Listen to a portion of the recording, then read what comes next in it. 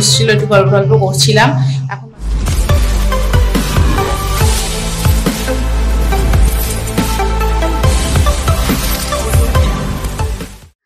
Good morning everyone, Paromita's ব্লগে তোমাদের আবারও ওয়েলকাম। চলে এসেছি একটা নতুন ব্লগ নিয়ে।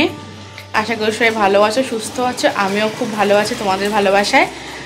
আর এখন তোমাদের 10টা। আজকে ব্লগটা একটু দেরি হয়ে গেছে শুরু করতে।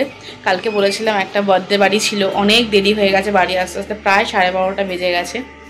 তো এসে মেকআপ টেকআপ রিমুভ করে ড্রেস চেঞ্জ করে শুতে শুতে তাও তখন 12:30 পৌনে 1টা বেজে গেছে। আর জানোই আর খুব হেক্টিক শিডিউল যাচ্ছে, ওই জন্য আজকে উঠতেও দেরি হয়ে গেছে। সকালবেলা সব কাজকর্ম হয়ে গেছে, ঘর ঠর ঝাড় দিয়ে ব্রেকফাস্টও করে এসেছি, এতটাই উঠতে দেরি হয়ে গেছে। এখন থেকে তাহলে চলো ব্লগটা স্টার্ট করছি, তোমরা দেখতে থাকো।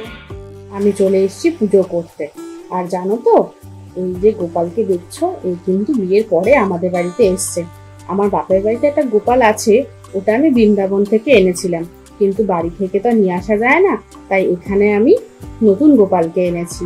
আর এই যে দেখছো কার্তিক ঠাকুর, এইটা তোমাদের দাদার বন্ধুরা বিয়ের প্রথম বছর অনেক রাত্রে বাজি ফাটিয়ে কার্তিক ফেলেছিল, তাই কার্তিক ঠাকুরকেও আমি ঘরে রেখেছি।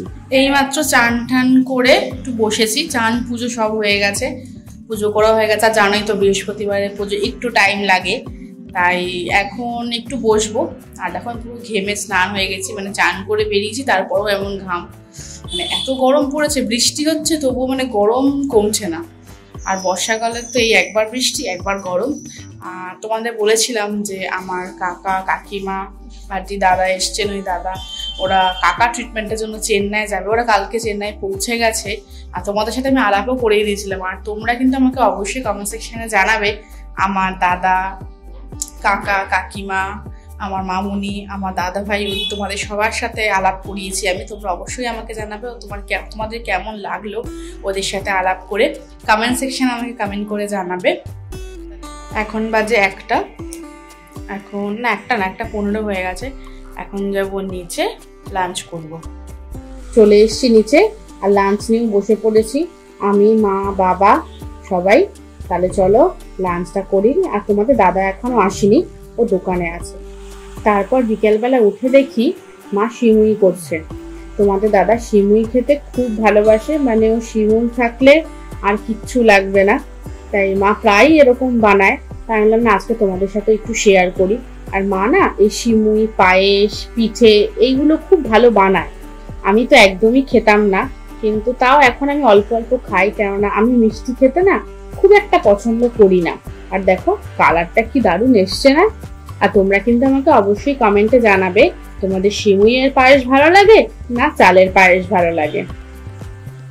আর আমি জানো তো দুধটা খাই না, কিন্তু ছেঁকে ছেঁকে সিমুইটা খাই। কি অদ্ভুত বলো, আমার না দুধের স্মেলটা কিরকম যেন লাগে, কিন্তু সিমুইটা ছেঁকে খেতে আমার দারুণ লাগে। আমি চলে এসেছি ওপরে, সন্ধ্যাটা দিয়ে নিচ্ছি। আর এখন তো বেলা অনেক বড় হয়ে গেছে, সন্ধ্যা দিতেও দেরি হয়ে যায়। তারপর রান্নাঘরে চলে এসেছি রাতে রুটিটা করতে। আর জানো তো আমার আটা মাখতে ভালো লাগে না বলে মা আটা মেখে দেয় রোজ, আর আমি রুটিটা করে নিই। মা বলে না তোমার যখন ভালো লাগে না আটা মাখতে হবে না, আমি মেখে দিচ্ছি, তুমি শুধু রুটিটা করো।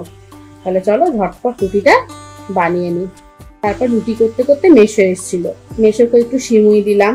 বাবা আর মেশো বসে গল্প করছিল। আর জানো তো এই মেশোই না আমাকে ছোটবেলায় চান করানো, খাওয়ানো, স্কুলে নিয়ে যাওয়া করেছিল। আমার তো বাবা ছিল না, আর মেশো কিন্তু পুরো বাবার মতো। আমার যত বিপদে আপদে সবার আগে কিন্তু এই মানুষটাই ছুটে আসে। তোমরা দেখেই বুঝতে পারছো খুব ভালো মানুষ। তারপর আমি চলে এলাম ওপরে একটু আমার গাছগুলোকে জল দিতে। যা গরম পড়েছে, বৃষ্টি হলেও জানো তো দিনে 2বার করে জল দিতে হচ্ছে। এই জল দিচ্ছি, বিকেলেই দেখছি মাটি শুকিয়ে গেছে, ওই জন্য একটু অল্প অল্প করে প্রত্যেক দিনই 2বার করে জল দিয়ে দিই। আমাদের মতো তো ওদেরও জলের দরকার বলো, তাই আমি এক এক করে আমার ব্যালকনির গাছগুলো এবারে জল দিয়ে নিচ্ছি।